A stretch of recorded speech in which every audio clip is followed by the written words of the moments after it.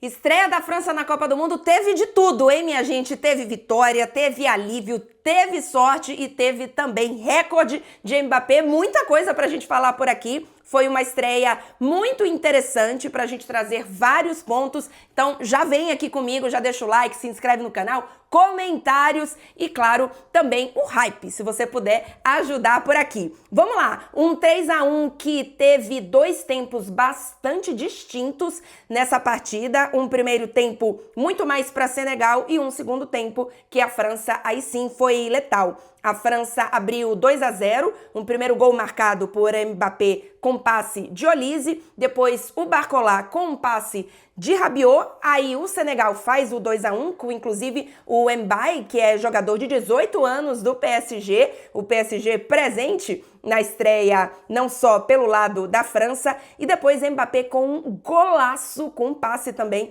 do Olise, dois passes então do francês jogador do Bayern de Munique, para 2 gols de Mbappé. Mbappé bateu um monte de recorde, subiu um monte aí em tabelas de gols nessa Copa do Mundo, mas calma, antes vamos analisar um pouquinho o que foi essa partida e depois a gente vai individualmente falar mais do Mbappé, porque ele foi o grande nome dessa partida, ele foi a manchete e obviamente merece um tempinho específico aqui só para ele. A França entrou em campo com o time exatamente como a gente imaginava. Aqui mesmo eu trouxe para vocês como seria essa França entrando em campo e foi a França titular do Deschamps, é a que a gente imaginava, com o Théo Hernandes e o Koundé, na verdade o Koundé e Théo Hernandes, a dupla de zaga com o Saliba e o Upamecano. Não vou falar só do Upamecano mais na frente, então já vou deixar registrado aqui uma partidaça do Upamecano, especialmente no primeiro tempo, dupla de zaga com o Rabiot e o Tchouaméni, e aí lá na frente, e a gente precisa muito falar sobre esses 4 atacantes, sobre a movimentação e posicionamento deles. A gente teve Olise aberto na direita, o Désiré Doué aberto na esquerda, Dembélé sendo num 4-2-3-1, esse jogador do centro, o Mbappé lá na ponta. No segundo tempo, o Dembélé mudou um pouco mais de posicionamento, o Mbappé e o Olise alternaram um pouco mais, o Olise centralizando um pouco mais do que no primeiro tempo e melhorando, inclusive, a movimentação em relação aos atacantes. Teve um momento, inclusive, que o Mbappé estava um pouco mais aberto pela direita e, eu entendo que tem uma decisão e um desejo do próprio Mbappé de ser essa ponta final. O Deschamps também vê ele como um centroavante, mas eu sinto muita falta de ver o Mbappé mais aberto, funcionando mais como um ponta, mesmo que seja eventualmente, mas com mais presença como um ponta mesmo em algumas partidas. E a França teve uns bons momentos já no segundo tempo com o Mbappé puxando um pouco mais para a direita. Mas foi essa França que fez um primeiro tempo bastante... eu não acho nem que o time estava ansioso. Acho que foi um primeiro tempo um pouco mais cauteloso, com pouca criatividade. Talvez o time tivesse um pouco tenso pela estreia, o que faz parte, mas...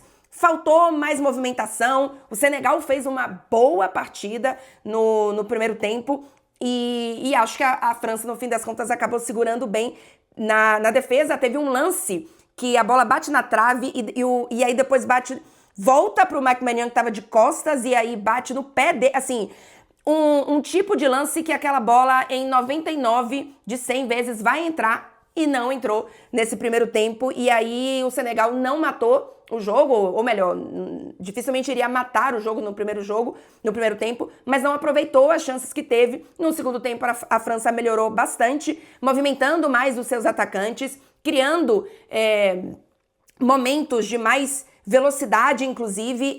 Eu acho que muita gente que não vê tantos jogos da França acaba se decepcionando quando não vê uma França com tanta posse de bola, ou que costuma criar um pouco mais, fazendo aquelas transições mais tradicionais que a gente pensa de defesa para o meio campo, de meio campo para o ataque. A França não tem jogado assim. É uma França que marca muito mais gols no segundo tempo, é uma França que demora a aquecer na maioria das suas partidas, mas acaba aquecendo. E tem, inclusive, individualidade muito forte para isso, né? Então, é uma cobrança durante todo o ciclo que essa França não tenha um coletivo mais elaborado, né? Assim, com tanta qualidade, a gente esperava um pouco mais, ou muita gente teria uma expectativa de uma França mais protagonista dessa forma, nesse sentido coletivo, mas não é assim que a França joga na maioria das vezes, e não precisa no sentido de que tem conseguido resultados, tem sido decisiva e tem vencido suas partidas, foi assim nas eliminatórias, sem precisar jogar tão bem coletivamente. A França, no fim das contas, até terminou com mais posse de bola. No primeiro tempo teve 56%, Senegal 44%. No segundo tempo ela tem um pouco menos de posse de bola do que no primeiro, 51% contra 49% do Senegal, e tem mais momentos de velocidade e mais momentos de contra-ataque, que é inclusive como a maioria dos jogadores funciona, né? O Mbappé ataca o espaço, o próprio gol do Barcola é em velocidade, inclusive eu tenho absoluta certeza que quase todos os torcedores do PSG, que obviamente acompanham muito o Barcola, quando viram ele receber aquela bola, tinham aquela imagem em diversos jogos do PSG, porque é muito característico dele, inclusive o Barcola perde muitos daqueles gols daquele jeito, e dessa vez, na estreia dele numa Copa do Mundo, ele marca o seu primeiro gol, muito merecido pelo segundo tempo da França, que tenha sido esse 3-1. Vamos passar agora para falar do Mbappé, porque ele precisa de um momento especial aqui neste vídeo. Inclusive, se você também está aí neste momento, deixa aqui o seu like especial neste vídeo. O Mbappé, ele faz uma temporada com muitos gols, ele tem todas as temporadas, independente dele ser mais ou menos criticado, temporadas de muitos números, e apesar dos números, em especial essa temporada do Real Madrid, que é uma temporada muito ruim da equipe espanhola, ele acaba perdendo muito da estrela, né? Assim, os números perdem importância, né? Porque o que adianta você fazer 100 gols se sua equipe não ganha nada, né? Então, é uma temporada um pouco ambígua nesse sentido do Mbappé, mas assim, gente, em Copa do Mundo, não há o que falar de Kylian Mbappé, tá? Não há o que falar. Ele se tornou o maior artilheiro da história da seleção francesa. São 58 gols em 99 jogos. Ele passou o Giroud, que tem 57 gols, ele chegou a empatar, né, no primeiro gol dele, obviamente. Ele empata e depois ele passa, mas assim, o Giroud chegou a 57 gols em 137 jogos. O Mbappé chegou a 57 e agora 58 em 99 jogos. São 38 jogos a menos. E vamos falar a verdade, ele ainda deve participar de pelo menos mais 2 Copas. Então, assim, é um poder de decisão muito grande e especial também em Copas do Mundo, porque são 14 gols em 15 jogos de Copa do Mundo. Se a gente pega assistência, nem são tantas, são 2, mas ele tem 16 participações em gol em 15 jogos de Copa do Mundo. Ele tá a 1 gol de igualar Ronaldo, né, do Brasil, como o segundo maior artilheiro da história das Copas do Mundo, com 15 gols, e de igualar Klose com a Alemanha, que são 16 gols na história da Copa do Mundo. O Mbappé chega a 14 e, vamos falar a verdade, ele vai bater esse recorde nessa Copa do Mundo, tá? Essa é a minha expectativa. Acho muito difícil que ele não marque mais 2 gols, ao menos 3. Na verdade, 2 para empatar e 3 para se tornar o maior artilheiro da história das Copas do Mundo. Lembrando que, assim, não só isso, né? Ele tem as 2 Copas do Mundo do Mbappé, 2 finais. Então, vamos ver onde que essa França vai chegar, mas foi um primeiro jogo em que a gente viu tudo que a França pode não ser criativa, não ter movimento, não apresentar um coletivo fluido e tudo isso, que foi o primeiro tempo, mas também se defender. Vou falar de novo aqui do Upamecano, que fez uma partidaça, e tudo que essa França pode ser, que é esse segundo tempo, que é uma França letal, que é uma França coletiva, que é uma França que tem indivíduos que também começam a criar um entrosamento ali. Assim, os passes do Olise pro Mbappé, o primeiro gol do Mbappé é um passe espetacular, o segundo, o gol do Mbappé é espetacular, o passe é um passe mais normal, entre aspas. Mas Olise e Mbappé funcionando muito bem, e o próprio Barcola depois com o passe do Rabiot, é um belíssimo passe do Rabiot também.